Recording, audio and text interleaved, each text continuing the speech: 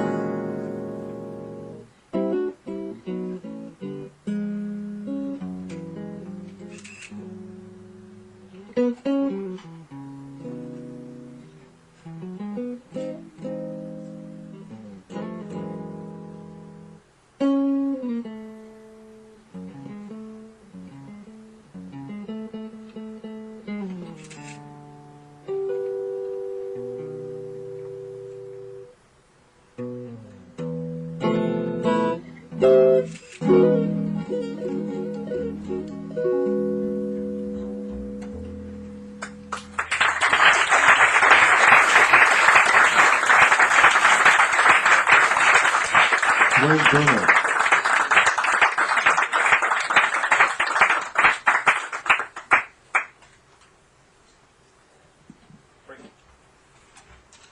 Yeah, that was really lovely, Dave. Thanks so much. That last bit there, where I've worked that out. I've probably played that a million times.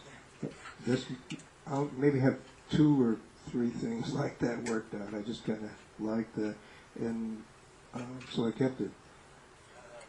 And I usually stick in some more Ellington tunes in it. I used to do it, and I'd have the rhythm section kind of play a pedal point, and I played some stuff over there.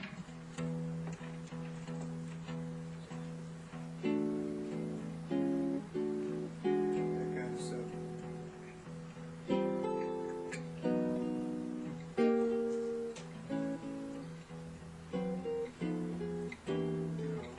Just suggesting Ellington too.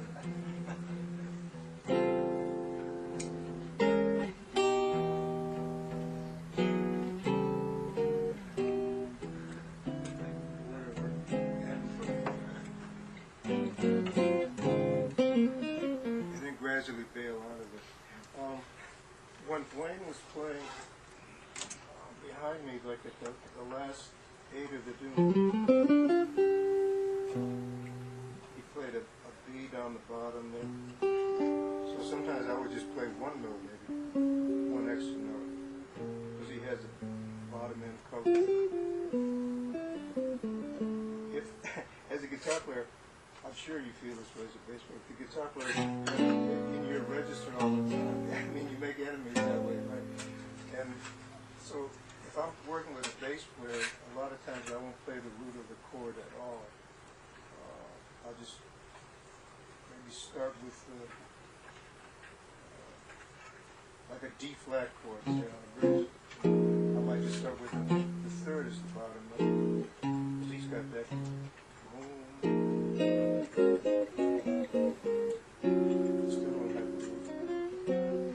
And I'll wait.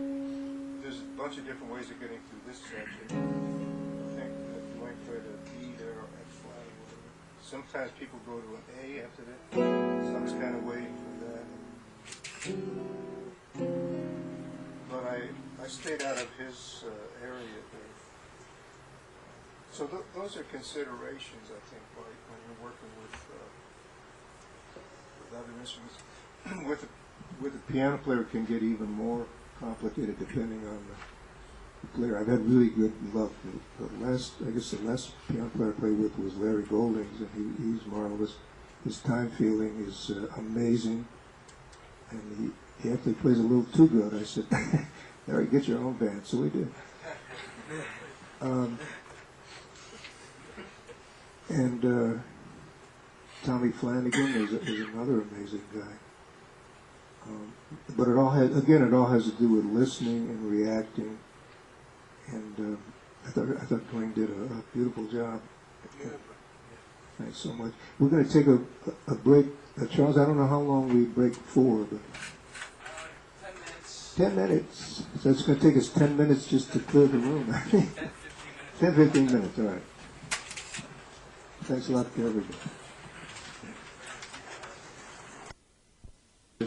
I heard Peter play down in Washington along with Cheryl Bailey. Cheryl's here too. Cheryl was one of the winners of the Thelonious Monk competition. And Peter was one of the amazing guys we had to eliminate because we could only pick 3 people. It was a terrible, terrible moment. But here he is. Thanks, Jeff. You're welcome. What are you guys going to render? I don't know.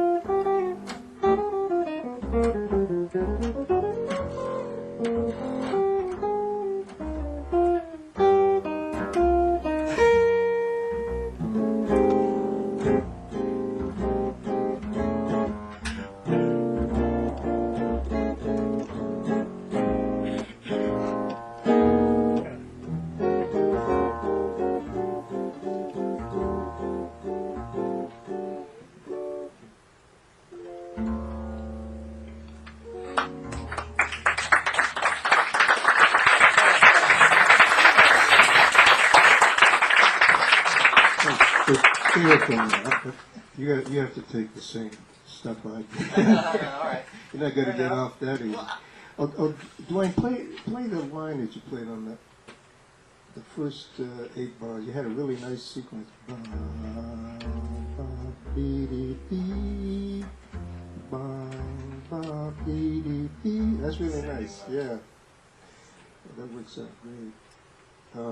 Okay. Since this is a workshop, right, a clinic, any comments or reactions? That's a real nice way to start is when you did the hook Yeah. right away. Yeah. What his bass line? Well, that I heard it immediately. I was like, whoa, real nice way to start. Uh-huh. Pulled me right Got your attention. away. Played some nice harmonics too, and you had tenths going in for a while, I think. Speak up, Dwayne.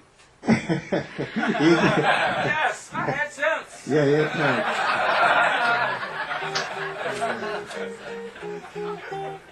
Yeah. So it was. I suppose that, like I said, is it Peter? Yeah. I never quite heard, I guess not to get too technical about it. No, get technical. That's why we. Let me have Well, you it. did.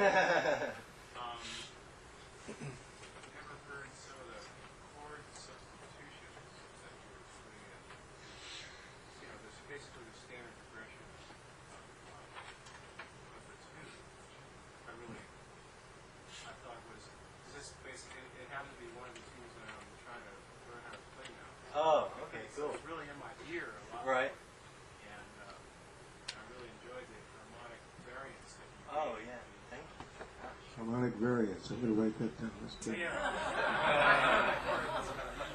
What was the name of that thing?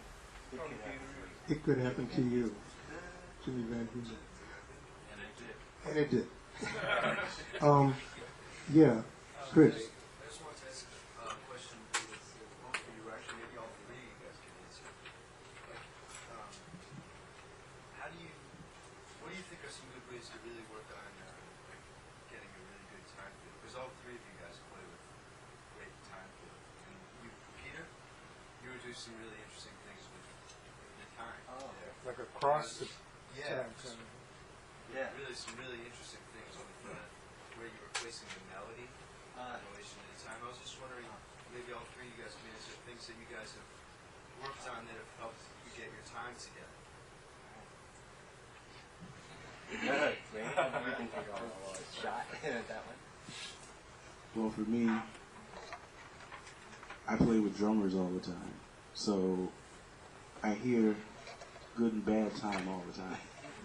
And one of the things I wanted to be when I was a child was a drummer, but my mother wouldn't allow me to have that in the house. So I still, in my mind, studied drums. Whatever I listened to, I paid attention to drums. I can't really say I even pay attention to bass or bass players, but time is the utmost important thing that I guess I play. So I think for me, I think it's more internal than everyday practicing with a metronome, because you can do that for the rest of your life, and if you have bad time, you have bad time. It's like bad breath, right? But you can get better sure for that. They got scope. You can't get time for sure.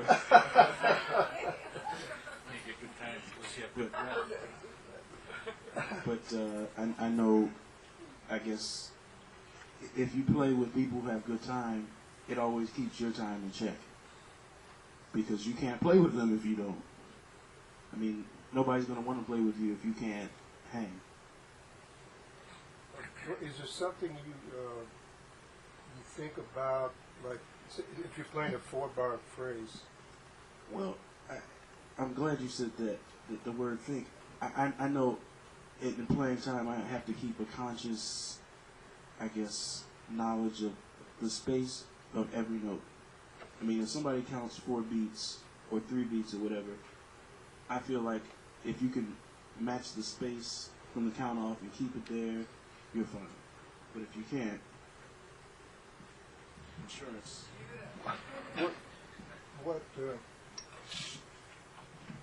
What I noticed in you playing, that was the first thing that caught my ear. I was telling Tony, you remind me of some older bass players that I worked with in the past. Was your time feeling, and what I heard was the only term I could think of was a sense of urgency about it. Like I knew you were headed for a place over there, and you were going doom, doom, doom, doom, boom.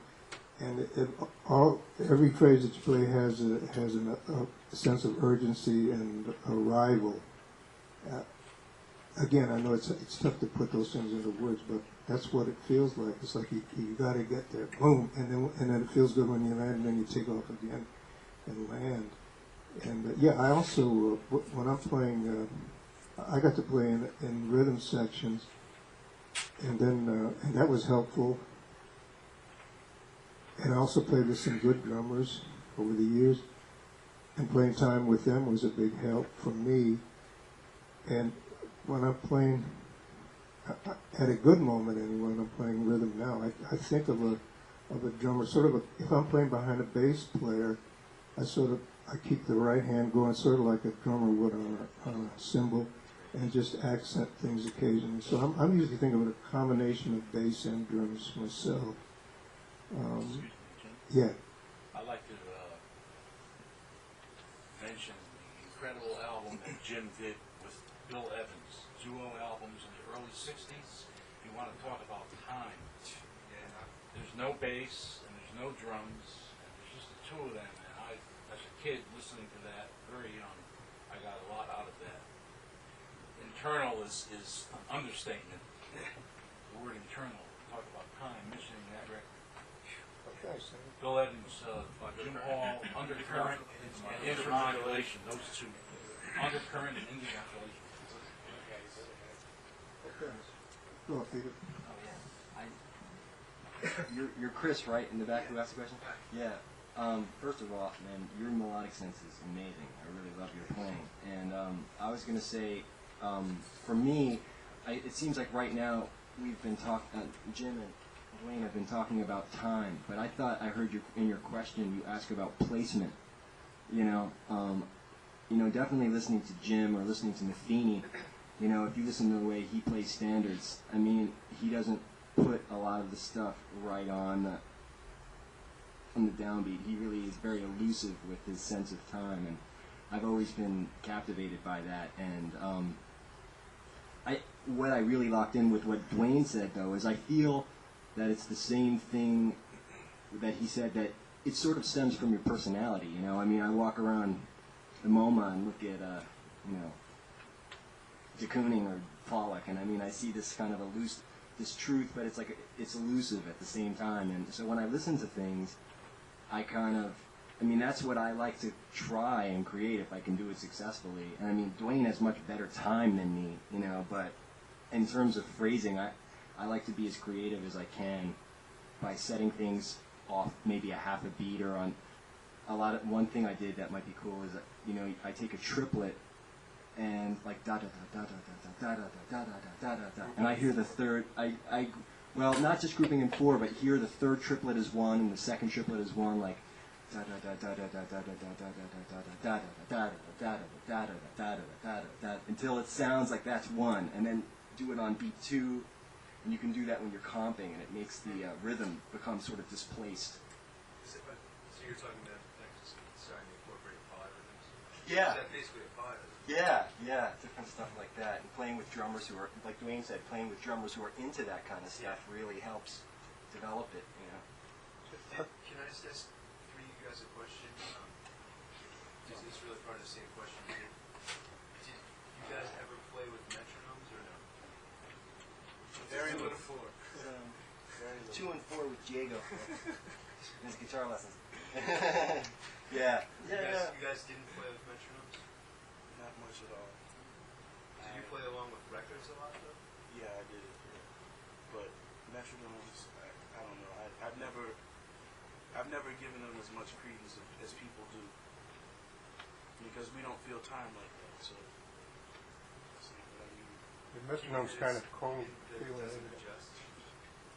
It's funny you mentioned that. I'm working next week with Joe Lovano, who I can't say enough good about Joe.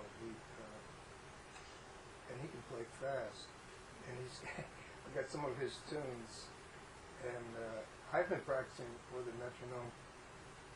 Not so much to pay attention to the metronome, but I'll start the tune at a kind of a medium tempo, trying to play 8 notes. You do that great. I can't pick like this guy, but no, it's really. I was going to ask you about that, but then I'll just sort of push the metronome up just to kind of force myself to get used to being under duress, because I've been a group leader for so long that I pick my own tunes and my own tempos. If I don't want to play fast, I don't have to. But next week I'm afraid I'm going to have to play fast. Sonny Rollins could play fast. Gosh. Or anything we can do. Anyhow, yeah, I've been practicing, but I agree that the metronome is kind of a cold feeling. I worked with Lee Konitz once, and we did some duets together, and we were having words about tempos. And so one night Lee brought a metronome in. It was one of those wind-up metronomes. And we got in the middle of a tune, and the metronome was rushing. Here the pendulum was sliding down. I mean, the weight was sliding down. Oh, man. Like tick, tick, tick, tick, tick, tick, tick. So we just had to stop and look at it. It was really funny. We just cracked up. That's probably the ghost of like Miles, like Probably, this, yeah, you know. probably something. Wind up metronome. I had a kerosene amplifier, so. Kerosene. One thing I was going to say to Peter, aside from all compliments, I heard Peter in Washington, and I was really knocked out. What I could have used during your solos was an occasional chord dropped in, maybe like the left hand of a piano. Because when you did play the chord stuff, it was refreshing. It was a different color and a different texture. I tend to think of things in terms of texture. Like for a long time, it was just the two. It was pretty clear. It was just a bass line and then a guitar line over it. But occasionally, I could have used a splash of color in there, and to I don't know, to give yourself a breath and to kind of punctuate the thing harmonically. That's the only thing that I could have proved upon. Thanks a lot, guys.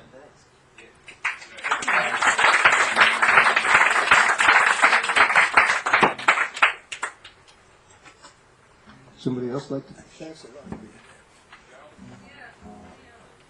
Oh, Cheryl's going to play. There's some curiosity about your electronic Oh bag. yeah, I fool around with some foot pedals. People are usually amazed to see that, but this is just an octave divider. Yeah, it's sort of instant Wes Montgomery, only without the good notes. It doesn't have good notes or good time. It just has octaves. But I found I stayed away from foot pedals and stuff for years, but I found it throws me into a different mode of thinking. It makes me think differently, and I try to use them as kind of like orchestration and not to overuse them. But I've got all kinds of stuff. You want to use the polytune, Cheryl? So, yeah. Please. You guys know each other. Yeah.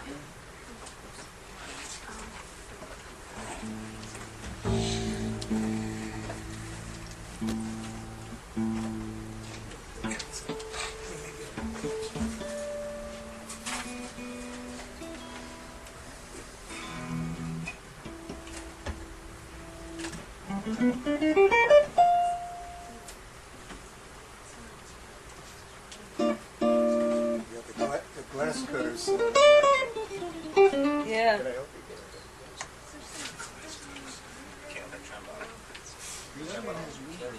I think there is a reverb.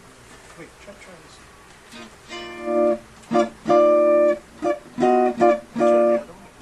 Yeah, I'm kind of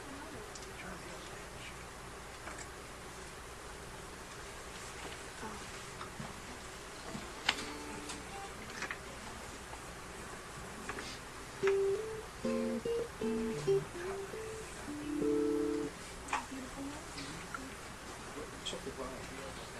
Yeah. Yes.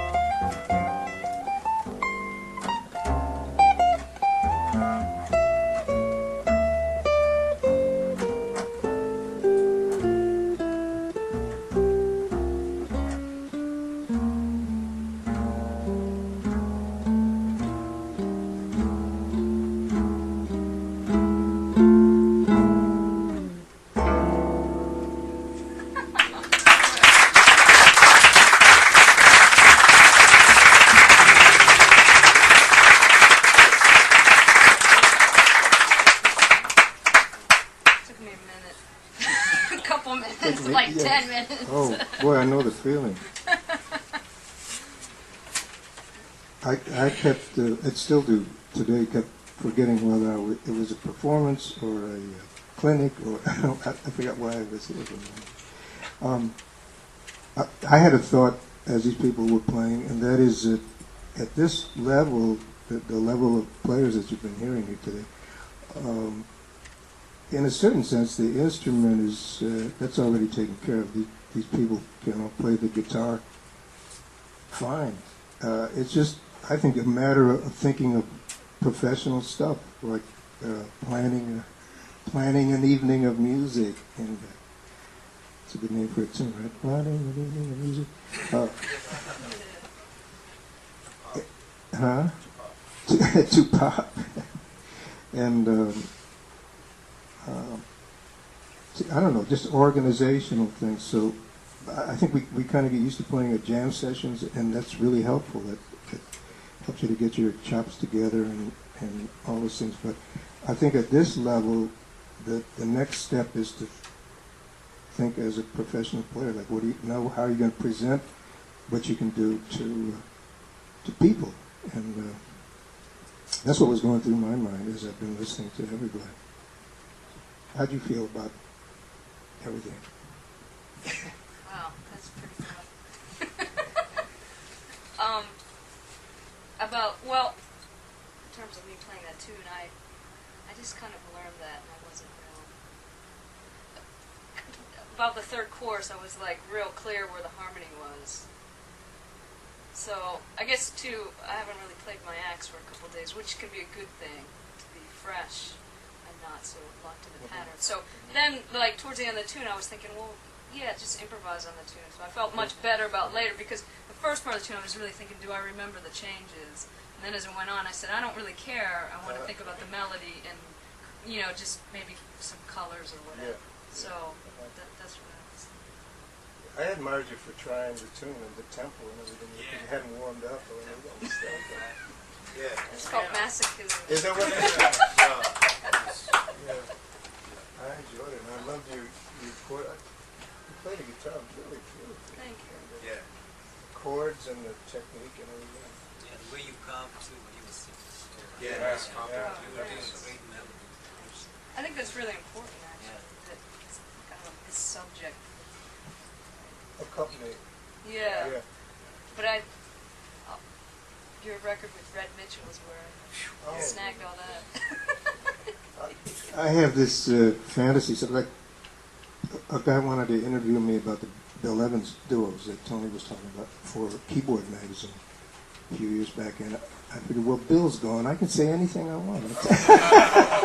So yeah, I told him what to do. I said, Bill, don't play your left hand.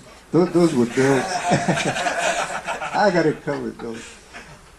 And now Red's gone, unfortunately. Red Mitchell played just gorgeous melodic solos. He was one of the most melodic soloists I ever heard. But with, if you listen to those things with Bill Evans, though, you'll notice that he was so easy to play with. If I was playing rhythm, he just automatically would stay out of that register, and he would only use his right hand for long sections. And all. So it's all that kind of stuff that you're talking about. And I had worked with Jimmy Jufrey before that, and we didn't have bass or drums for a while. It was just Bob Brookmeyer and Jimmy and me. And Bobby was still kind of coming from Kansas City style stuff, so I was having to play rhythm behind Bobby all the time. I have a question for Cheryl. Okay. First of all, what tune was that? I don't. Beautiful Love? Okay. And how did you learn to play? And did you start off playing How did I other learn? kinds of music, or you just jumped right into jazz and Oh, played well, what you do now? yeah. Well, a person of my age, obviously, I wanted to be a rock star. That makes you young. And then I had a mentor. I really believe a lot in mentors. A guy turned me on to Wes Montgomery and stuff, because I wanted to be a musician, so I was like 18. He turned me on to that, and that was it. That just changed everything. So. But the same way, So, Are you self-taught or do you take lessons? No, I have a degree or whatever from music school. But now my study is much more getting away from academic stuff and just trying to get into the source of the music and melody. I think there's something to be said for both, but now I'm really trying to shed all that academic BS. At this point, BS to me. A lot of it, so. And you think that part is still important, though? Oh yeah, The academic part. yeah. It's Well, we grew. the first thing you gotta do, and then you gotta lose it. But when Jim Hall came up playing, it was a different time. It was more. It was 1850.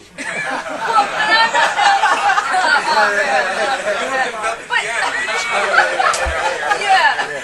No, but how kids, you can walk into the music store down the street and there'll be all these guys in there playing all this heavy metal stuff, where they just learn that from the culture and, so it's different. In some ways we're disadvantaged that we have to go to an academy or something to catch up with what was common music at another time. And then try to play like the seasoned player who came from that time. So I guess that's kind of where I'm at, is trying to shed that and play like it's a more natural, organic thing. Yeah, and find your own way, your own style. Yeah. Because that's probably one of the things, when you were talking about professional thing, how to plan your profession, that I guess one of the most important things is find your own way of playing, right? Yeah, everybody hear what he said. Tell me if this is it. You said you think one of the most important things is finding Yeah, one's it's finding own way to, your own. I mean, you study a lot of things, you get a lot of influence from everything, and then you got to build up your own way. And that's, I guess, the most important part when you get a certain level of technique, right, and musical knowledge, and then you got to. Yeah, Cheryl is definitely there. Yeah, right. It was interesting for me. I've kind of inferred it years after the fact because I wasn't so aware of it. But I got out of music school. I've been in there for 5 years. I told you that part already. But then I ran into, Tal Farlow was a good friend of mine. And so I'd hear Tal play, and I said, I got to learn how to do that. And I couldn't. And then Jimmy Rainey, same thing. I couldn't do that. Well, I'm not Jimmy Rainey, so I said, well, I'm put together differently. Then Wes Montgomery. Wes actually was a bit older than I am, but he just came out of Indianapolis perfect and amazing. So it started to dawn on me slowly that these guys were already doing what they did perfectly. And I just might as well find Jim Hall, good or bad, and just kind of work with that.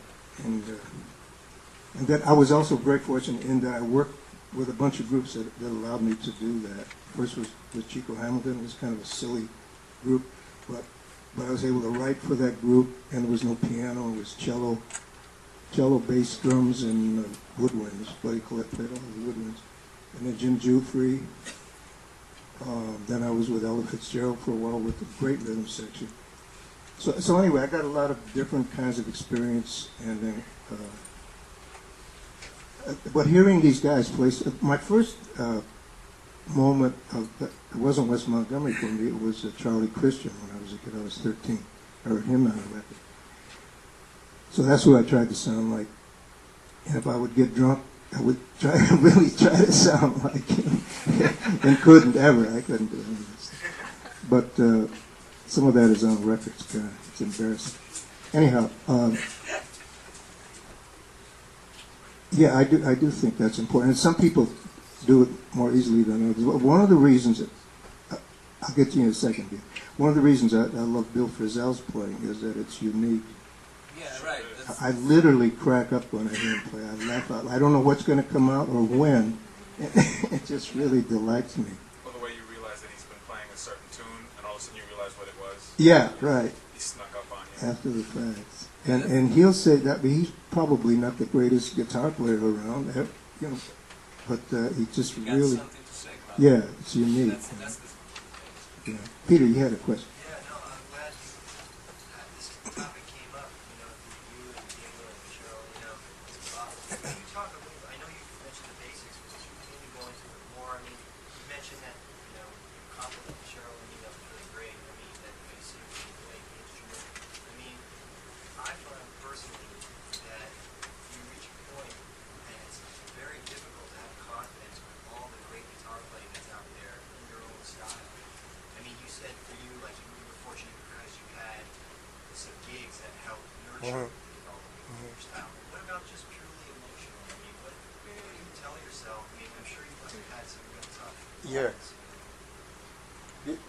This today was not easy for me.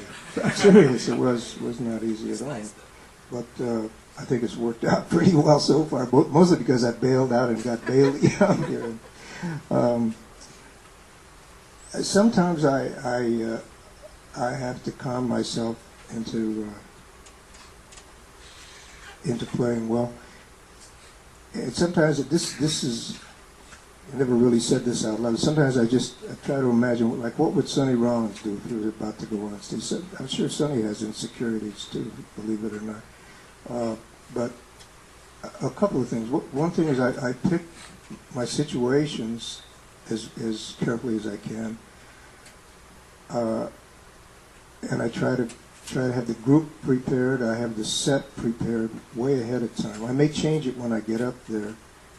But I have that prepared, and then I just figured these people paid money to hear me play, and I could be depressed on my own time. For at least an hour, I can do my best, and then worry later. So, and then once I get into it, it's fun too. That's the other thing. It's a lot of fun, and whether or not one makes a living at music, that any guy who works, and Tony can certainly tell you, it comes and goes, and the gigs are there, and suddenly they're not, and it's hard to explain that.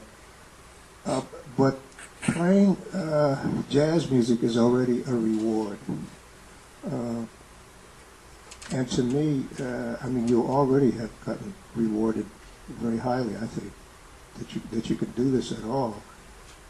I think I talk about this in my book. The thing I love about my book is the cover by Gary Larson. But anyway, I talk about that so much of education, I think, now is aimed at competition with Japan and that kind of stuff, or, staying ahead and all this. But meanwhile, music is something very personal. And so I think in that sense, that's the basis of it. You're really privileged to begin with. So the rest is just added stuff. But I listen to a lot of. I don't listen to jazz music all that much. Actually, I listen mostly to like contemporary classical music. I listen to music from different cultures. I love Argentine music. I was telling Tato, the photographer, we had gone home, and he's from Argentina. I love tango music. I love Brazilian music. And I look at paintings. And just the last few years, I started to read poetry. I was never able to read poetry very much, but I find that all helpful, and more helpful than listening to guitar players, because then I start to compare and say, why can't I do this or that? But I think that helps to find myself. Any other questions? Question. Yeah. To the bass player mainly. You find that bass is like the piano or more of a difficult instrument than the guitar as approach to study methodically as far as the music preparation is concerned? Like, it's a more disciplined instrument than, for instance, guitar are poor readers and so on and so forth. Bass players are more like you have to be on time and you have to carry the tune and you have to have that preparation. How much preparation do you get? To go back to the beginning of your question, I don't think this instrument is any more or less difficult than the guitar, the piano, or the drums. Just think about the drums. You have 4 independent limbs trying to carry on like 4 functions at the same time. How difficult can you think that is? I mean, it's just an instrument. I mean, this is where the instrument is. I'm talking about the preparation aspect. Like, she's got a degree and so on and so forth. How much preparation do you That's need? all fine and good. I mean, I think we all prepare for anything in our minds. I don't, I practice, I do whatever, but preparation is here. It's not sort of like a regimentary requirement to approach the instrument. I mean, if you know anything about like Wilbur Ware, I was just going to mention Wilbur. I was thinking that same guy. this is a cat who didn't really own an instrument, yet could get an instrument and play perfectly in tune. Yeah. You know, couldn't have practiced, you know, for months. He could follow you around corners. I mean, that's Genius. Yeah. Didn't have an instrument to even practice or play on. You know, could get one at the last minute play gig. Yeah, that's an exception. I'm talking about the regular, guy. I think like everybody myself. is an exception. Yes. I mean, That's good. That's good. Yeah. That's sort of like that conception that because Bird or those guys, they didn't have, or whatever, have a degree. I mean, those guys, well, they couldn't read music or such and that, but they knew music. It doesn't matter How how you important is that aspect, the reading and the everything you do in life is important. It better be. okay. That's true. Yeah, that's true. I mean, how much? I'm asking as far as how much time do you spend on that part of it? That's up to you. preparation? That's up to you. I'll tell you, when I was 18 years old, I spent 16 hours a day practicing because I had nothing else to do. I don't practice much, and I'm 25. I look at TV, I compose. You know, it doesn't mean I can't get to this instrument when I need to get to this instrument. You know, it's not about preparation because, like I'm saying, the preparation is here. I mean, you cannot touch your instrument. You know, think of going to Europe. You have a gig in Paris, and you fly over. You're flying all day. You have to go straight to the gig, and maybe your flight's late. You just take the instrument out of the case. Nobody that's sitting here or in front of you cares what kind of preparation it takes. As long as you can play what makes them feel good and what they need to hear, that's it. That's the preparation is here. Well, you said it right there, 16 hours a day. That makes sense. No, that made sense for me at 18 years old. That does not make sense for me now because Whether you're 40 or 90 or 18, if you have 16 hours to put in the instrument, something's going to come out of it. Sure, anything Or you you put could get into to the anything in life, Yeah, you'll you get get something sore out of hands. That's, you don't need the school if you have if you're putting the time in there, no matter how you're putting it, that's what you're going to get out of it. You answered your question. That's it. Thanks. Those are good answers. Thanks, Brian. That's great. What I'd like to know is how he remembers so many tunes. Yeah, that's 16 hours a day. I've yet to see anyone ask you a tune. You didn't know it. Whatever. Believe me, they do. But I mean, memory is another kind of thing. That's a personal, God-given kind of. Yeah, just like I think internal time is. You know, ask me a phone number 5 years from now, I'll remember it. Can I play a song with you? Yeah, you should go. Can I ask another question? You brought up something really interesting that all three of you are actually probably, many people in here could answer or make suggestions. As professional musicians, you're called upon into situations like that where you just got into a city and you have to play a gig that night, or you have to do a recording session, and for whatever reasons you have to spend a couple days traveling, and you have to play your instrument, and you may not have touched it for a day or two. What types of things can you tell yourself the half an hour or the 5 minutes before the gig that will help you concentrate and be in the moment to the point where you can just be there? Did you guys ever meditate? I know you talked about that in your book a little bit. Just try and do Technically, your best to relax. I don't know if I actually meditate. Tell us your mantra.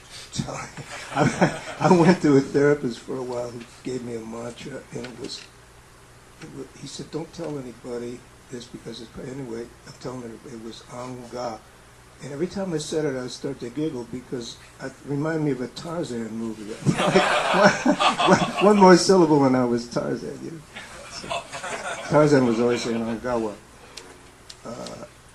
If I travel, like I'm going to Japan in a week or so, and I'll get there a day early to kind of get myself a little bit more together. And then I generally do the same thing if I'm going to Europe. I try to get there a day early, but as Dwayne said, sometimes you can't, and it varies with me anyway. Sometimes I play really well on no sleep and no brain, burned out.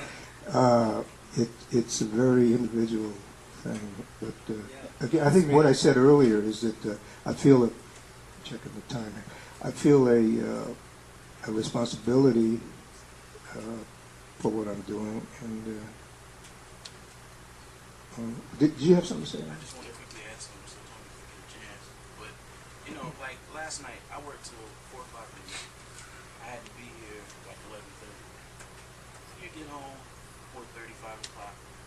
You get no sleep. You get 4 hours, a couple hours. You get up. You got to come here. My brain is not prepared to play My Funny Valentine with Jim Hall. Put your fingers up.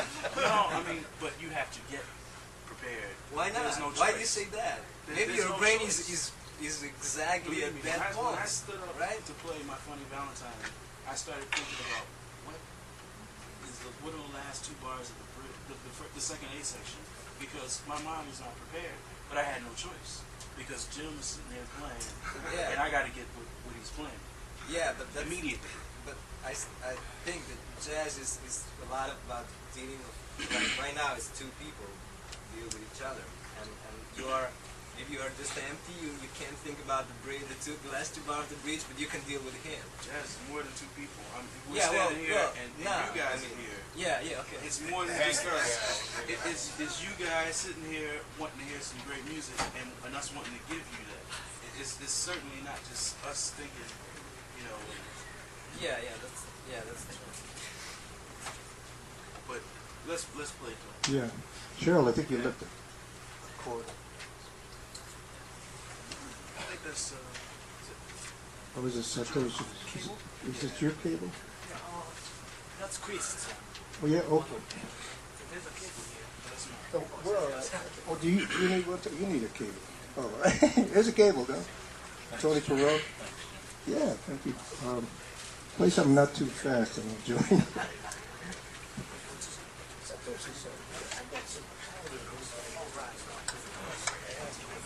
I want to take a moment to thank Jim.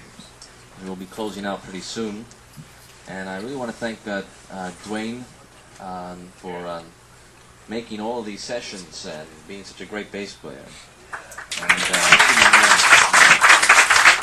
not many bass players can say that he's playing with the greatest jazz guitarists alive. You know, Tal Farlow. Satoshi. He's and Tony Perone, when he's around, he's available, makes it to all of these, and you'll see he adds a little spice, just a little. And I just want to bring you up to date. Next week we have Gene Bertoncini, and he's a real phenomenal player. I mean, he does some wonderful things with chords that I've never seen anybody else do. He's got a unique approach, and. So I hope you all make it. If you register today, you'll get a free CD. Jim Hall's, that is, not Gene Bertoncini's. And we hope to see you next week. Okay, thank you.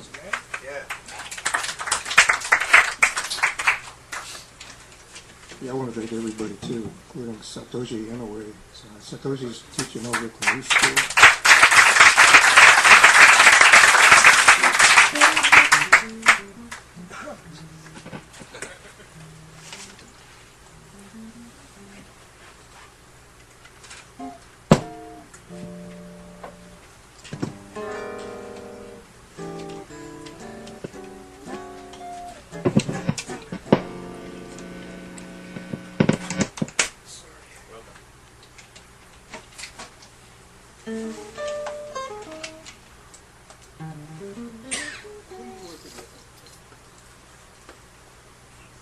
Session next week with Joey DeFrancesco, You work with him? Grover Washington, Kenny Garrett, and Lonnie White. Not bad.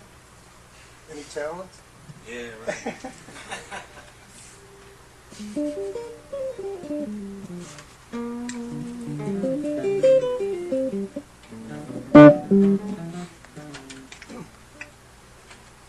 Tony was with the Heath brothers for a long time. Made a bunch of nice records with them too. What are we going to render here? Anything? A blues, all right.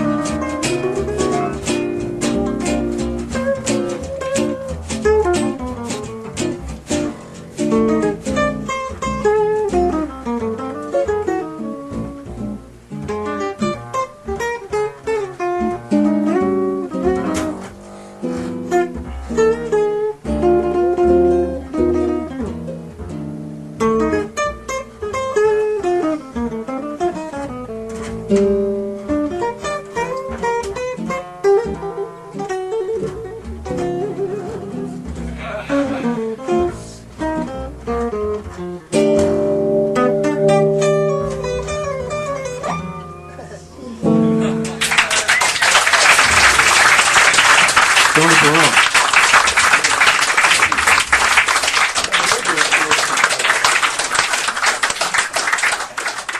All right, this guy can play the guitar, right? He's free. He gets a diploma from the clinic. And thanks so much to Dwayne Bruno.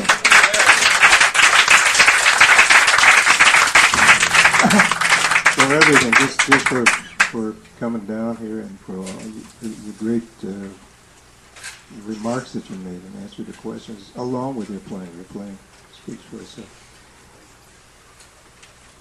And thanks to Charles for having me here. And